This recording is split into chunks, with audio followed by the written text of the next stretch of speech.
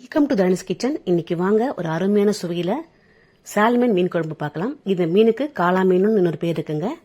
வாங்க பார்க்கலாம். ரொம்ப டேஸ்டாக இருக்கும், ஜூஸியாக இருக்கும். இப்போ பார்க்கலாம் வாங்க. ஒரு சட்டி வச்சுக்கலாம். சட்டி நல்லா ஹீட் ஆகட்டும். அது அப்படியே இருக்கட்டும். இப்போ அரைச்சிக்கலாம். 10 பல் பூண்டு, சின்ன வெங்காயம், கருவேப்பிலையை அரைச்சிக்கலாம். இது அப்படியே இருக்கட்டும். இந்த மீன் எடுத்துக்கலாம். காளா மீன் எடுத்திருக்கேன். வால் பீஸும் தலை கொஞ்சமாக கண்டம் எடுத்திருக்கேன். இதெல்லாம் குழம்புக்கு ஆட் பண்ண போகிறோம். நடுப்பகுதி ஃபுல்லாகவே வறுக்க போகிறேன். இந்த மீன் அவ்வளோ சுவையாக இருக்குங்க. செம்ம டேஸ்ட்டாக இருக்கும். ட்ரை பண்ணி பாருங்கள். இப்போ சட்டி நல்லா ஹீட் ஆகிடுச்சு. எண்ணெய் ஊற்றிக்கலாம். இப்போ கடுகு வெந்தயம் தாளிப்பு கொடுத்துக்கலாம். இது நல்லா பொரியட்டும். இப்போ நம்ம அரைச்ச விழுதை ஆட் பண்ணிக்கலாம். இது நல்லா பச்சை வாசனை போகிற அளவுக்கு நல்லா வதங்கணும். ஸ்டவ்வை சிம்மில் வச்சு வதக்குங்க. அடி பிடிக்காமல் இருக்கணும். நல்லா வதக்கி விடுங்க.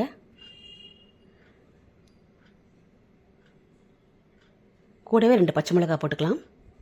கொஞ்சமாக கருவேப்பிலை போட்டுக்கலாம். நல்லா வதங்கட்டும். இப்போ லெமன் சைஸ் புளி எடுத்திருக்கேன். திப்பி இல்லாமல் கரைச்சி வச்சுருக்கேன். அது கூட 3 பெரிய தக்காளி போட்டிருக்கேன். அதை நல்லா கரைச்சி வச்சுக்கோங்க.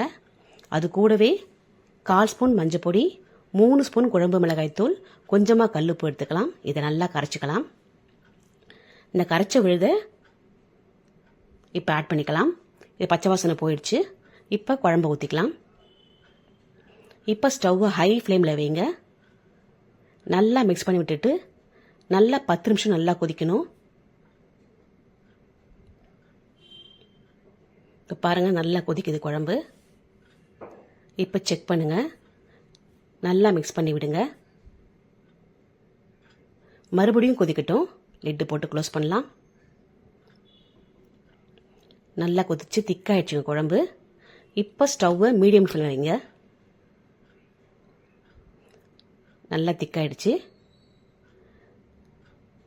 இப்போ தீயை குறைச்சிட்டு எண்ணெய் பிரிஞ்சு வந்த பிறகு மீனை போட்டுக்கலாம். 1 பை 1 மீனை போடுங்க. லைட்டாக கிண்டி விடுங்க.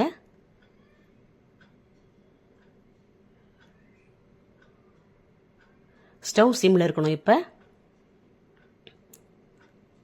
நல்லா மீன் வேகட்டும். இப்போ மூடி போட்டு மூடி விடலாம்.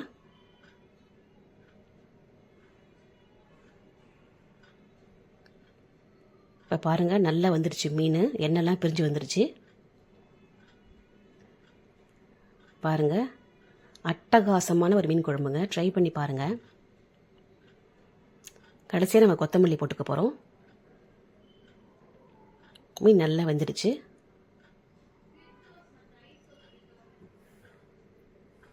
இந்த வீடியோ பிடிச்சா லைக் பண்ணுங்கள், ஷேர் பண்ணுங்கள் அண்ட் சப்ஸ்கிரைப் பண்ணுங்கள் ஃப்ரெண்ட்ஸ்.